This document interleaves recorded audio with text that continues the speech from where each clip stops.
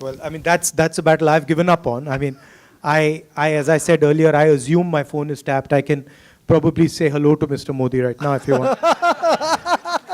Hello. so, so that's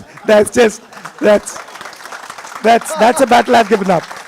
They're probably listening into this and saying, okay, what is he saying out there? But on a more serious note, I think these are actually very important things, and I think you need to establish rules with regards to privacy of citizens, privacy of data, and protection of data of our people, as a nation and as individuals. Thank you. AI has the potential to disrupt employment patterns. How do you ensure that AI doesn't leave behind those who might lose their jobs due to automation? Frankly, I'm not one of those people who believes that AI is going to massively decrease jobs. I don't buy that argument. Okay. Right?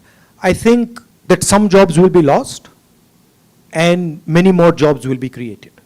Right? And I think we've seen this before. I was reading actually some accounts of when the steam engine, which you mentioned, was invented. People were saying it's going to destroy all jobs.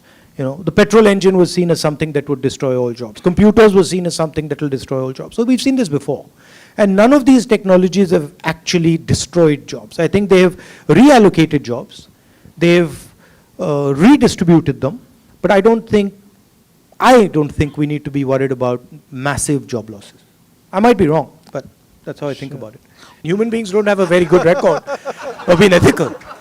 I mean, World War II, World War I, these are not, human beings are not that ethical. But I think these are things that, as Sam said earlier, that we need to sit down, not just as individuals or nation states, but as the planet as a whole, and discuss these things and try and understand the possible repercussions. I mean, these type of technologies have existed before. There is a precedent. It's not, AI is not, the first time a technology is dangerous. Nuclear weapons, for example, are an example that were very dangerous and were sort of managed reasonably effectively. So I'm sure that these questions can be tackled.